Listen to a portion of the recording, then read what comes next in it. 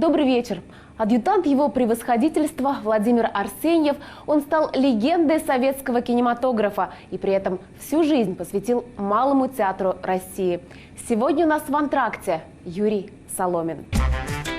Юрий Соломин – актер, режиссер театра и кино, народный артист СССР. В 1990-91 годах был министром культуры РСФСР. Художественный руководитель Государственного академического Малого театра России. С 1961 года преподает в Высшем театральном училище имени Щепкина. На киноэкране 55 лет. В его фильмографии больше 60 картин. В честь него назван астероид Юрий Соломин.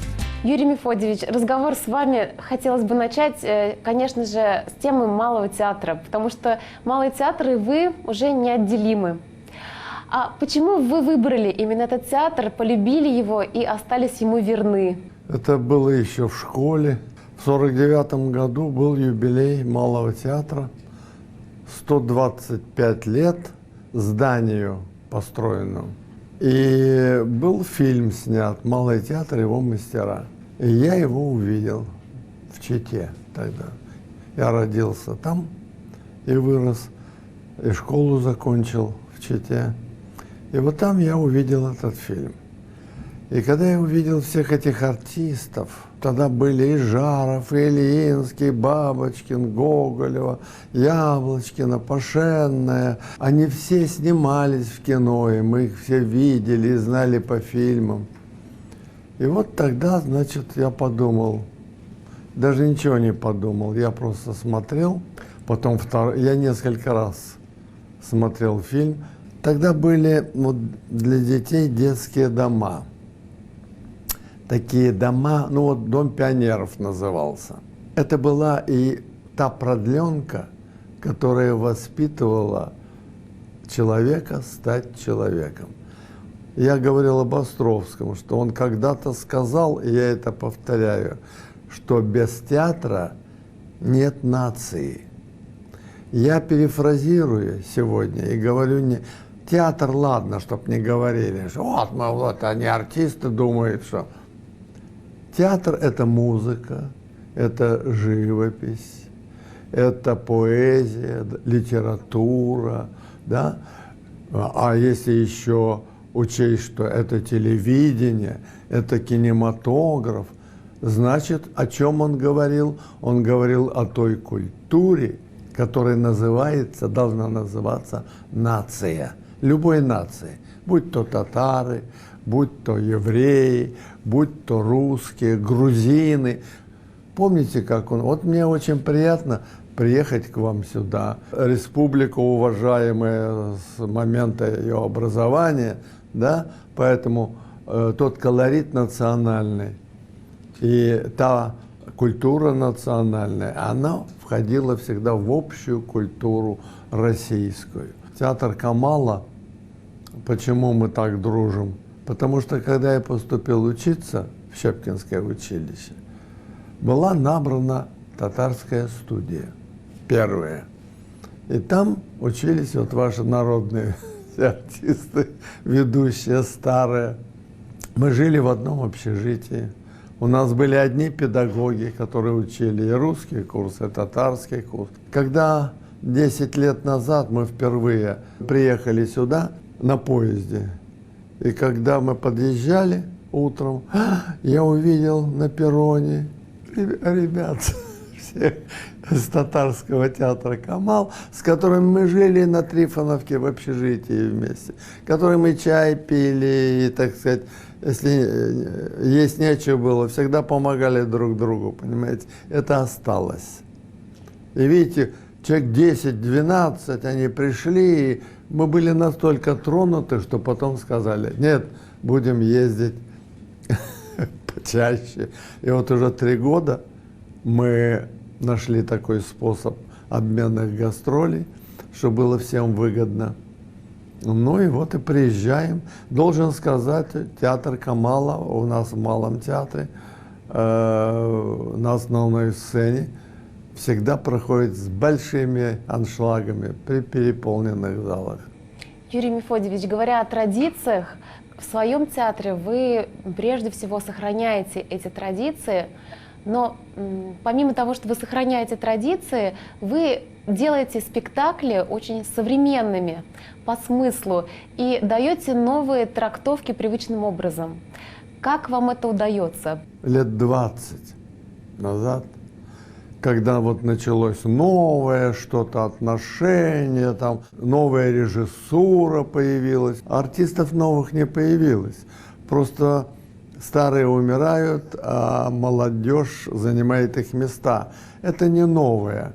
Наша профессия – это сердце, мозги и душа. Я не знаю, где она находится, душа, но у каждой нации, наверное, в разных местах. Поэтому, когда стали мордовать русскую классику, когда дело касается того же Островского, у меня рука не поднимает, да и мозги у меня не шевелятся в сторону, там, а не раздеть ли мне Катерину в грозе догола? И, ну, что это дает? Что она так утопится и так утопится, но не ставят просто, а почему? А что такое любовь? А что такое обман? Вот я и говорю, сердце, мозги. Без этого искусства театрального не может быть. Юрий Мефодьевич, я знаю, что вы актерам приводите в пример собак. Вы говорите, что собака не соврет, не умеет врать. Я не говорю, я не доказываю это. Но теперь я стал доказывать. Почему? Да, я люблю животных, вообще всех. Мне когда-то мама подарила на день рождения, когда заканчивали школу, а тогда прошел фильм, назывался «Джульбарс». Прекрасный был фильм. Вот эта овчарка для нас была, значит, символом пограничника, символом, вот все хотели пограничником пойти в армию, обязательно с овчаркой, со своей. Ну и я тоже мечтал. Мама шла с работы, показывает, что она что-то вот здесь вот несет. А там лежал такой щеночек маленький, серенький, такие ушки у него черненькие. Ну, в общем, как, овчарка, вот, понимаете, такая вся. И вот она у меня, когда подросла, оказалось, что это не овчарка, во-первых, а дворняга. А во-вторых, значит, не мальчик, а девочка. Но я же уже Джульбарс назвал ее. Поэтому Джульбар, Джульба. Вот так у меня Джульба и осталась. В конечном счете у меня была и овчарка. Лет 20 назад одни знакомые подарили щенка. Немецкая овчарка. И вот Маклай его звали, он даже со мной снимался в фильме «Московская сага». И другие собаки были. Я не просто так к ним привязался, а я у них до сих пор продолжаю учиться своему мастерству. Что такое мимика? Мимика – это душа человека. Вот вы несколько раз уже и улыбнулись, и вот так бровями сделали, и головой покачали. Вот это и есть то внутреннее содержание, которое нужно нам, артистам. Потому что не просто слушать партнера. Он говорит монолог, а ты сидишь, как бы его и слушаешь. А я, как зритель, хочу видеть, согласен он с этим или нет. У меня 3 собаки сейчас. И вот они, все дворняги. Никаких новых.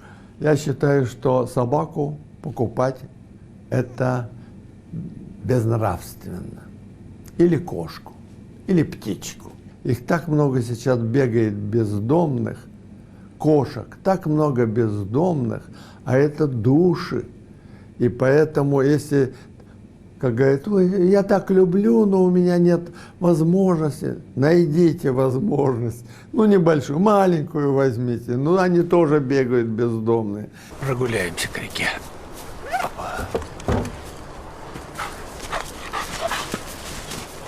О, посмотри, кто к нам идет. Здравствуй, Пифагор. Здорово.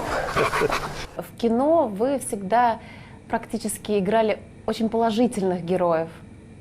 Очень сложно вас представить в отрицательной роли. А никогда вам не хотелось что-то противоположное себе сыграть? Очень хотелось. Наша профессия-то такая, что хочется и комедийные роли. И я играл их, и отрицательные роли, играл и в кино. Был такой фильм «Сильные духом», где я играл фашиста, разведчика немецкого. А после этого меня режиссер Ташков пригласил вот в адъютанта играть положительную роль, понимаете?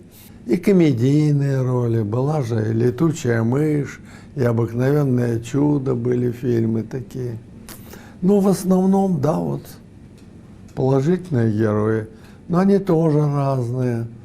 Положительный, разный человек. Он может быть злым, может быть добрым. Злость – это тоже положительное качество. Но оно отрицательное, вот, так сказать, для кого-то, да, но для характера, если строится характер, то и это качество работает.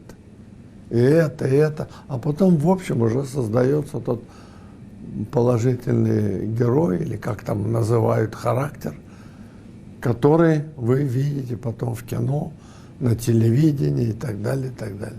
Тоже хочу иметь свой сад. Пожалуйста. Пожалуйста, имей. Но только тебе придется ухаживать за ним самому. Я садовником быть не хочу. Видишь, садовником ты быть не хочешь, а сад иметь ты хочешь. Тогда рано или поздно кто-то опять захочет спалить твой дом. Вы работали со многими легендарными людьми, и 30 лет вы дружили с легендой мирового кинематографа Акирой Куросава. И вы говорили о том, что многому у него научились. В 1972 году, по-моему, был фестиваль у нас в Москве, кинофестиваль международный. И я слышал, что вот приехала Акира Куросава, там, да, и он будет снимать «Дерсу Зала». И я думал, а я книгу-то знаю хорошо. Это наши места, Дальний Восток. Поэтому я знал, и я, конечно, не мог играть Дерсу, об Арсеньеве я даже и не мечтал. Я думаю, ну хотя бы вот какой-нибудь бы эпизод бы снимать. Ну вот случилось такое счастье, что когда он дал согласие снимать картину, то сказал, поскольку я не знаю русских актеров, вы покажите мне, кого вы рекомендуете. И я знаю, что было отобрано 7 человек, в том числе и я.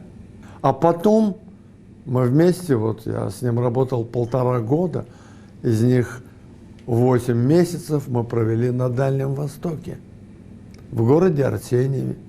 Мы там жили, снимали.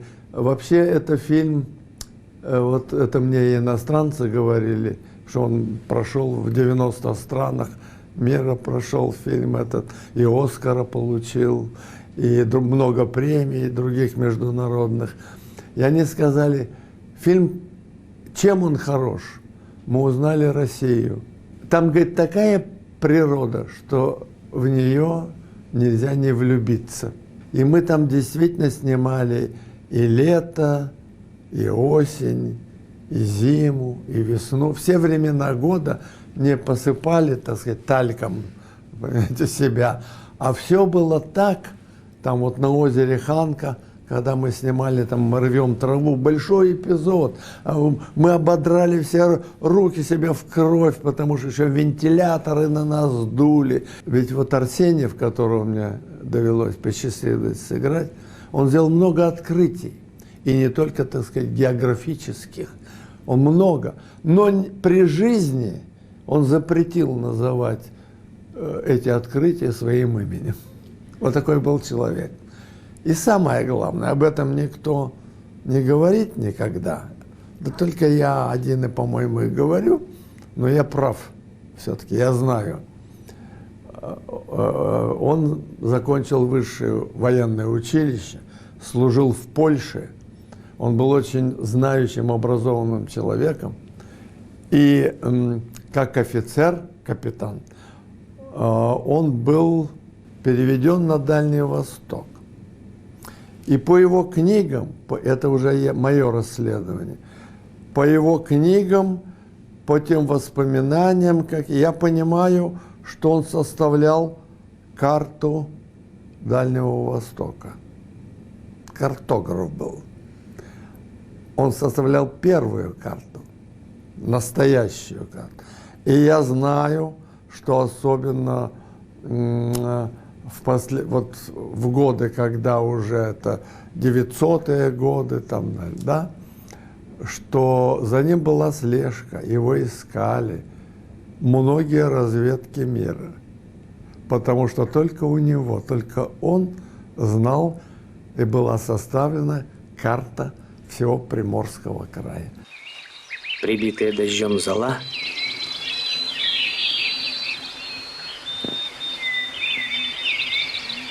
постель из травы, брошенный кусок китайской ткани — все подтверждало слова Дерсу. Несомненно, какой-то китаец ночевал здесь несколько дней назад. Юрий Мефодьевич, так много ролей судьбоносных в вашей жизни, так много встреч, со многими вы общались и с политиками, и с людьми из мира кино, театра. А вы верите в судьбу? Верю. Я верю. Когда я приехал поступать в 1953 году, отец меня привез, у него был бесплатный железнодорожный билет.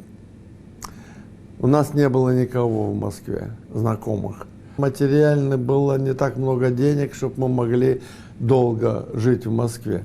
А поступать нужно в театральный вуз, и сегодня, на сегодняшний день, все осталось у нас традиционно. И во все институты нужно пройти 3 тура отборочных, как в спорте. А потом еще конкурс. Как было от 5 до 3 тысяч, так и сейчас есть. Вот я набирал сейчас курс. То же самое. 4 тысячи желающих поступить. Отбираем 25.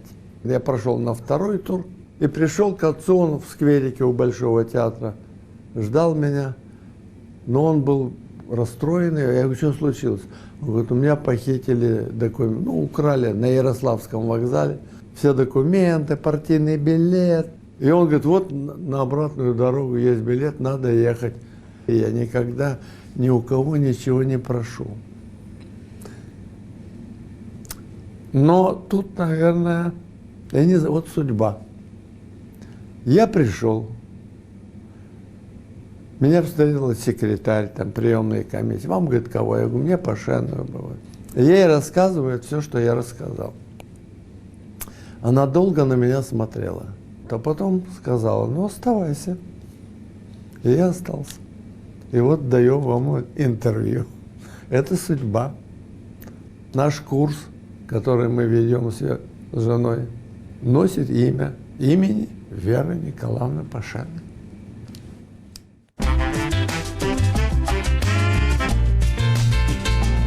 Какое качество вы больше всего цените в людях? Преданность. А в актере? Преданность своему делу. Кто ваш любимый писатель и любимая книга? Чехов. А любимый фильм? Адъютант его происходительства. Какое ваше главное жизненное правило? Желательно не врать. Как вы понимаете счастье? Работа, которую я люблю. Для меня счастье, когда ты выходишь из театра, и стоит очень много людей. Вера Николаевна всегда нам говорила одну фразу. Вы должны оставлять после себя кусочек своего сердца на сцене. Ты оставляешь это тем людям, которые по ту сторону рампы сидят. Зритель. И он тебе сторицей воздает в твоем творчестве. Вот почему для меня зритель, его отношение очень дорого стоит. Юрий Мефодьевич, большое вам спасибо. Спасибо за ваши спектакли, за ваши фильмы. И мы вам желаем как можно больше того самого счастья. Спасибо большое.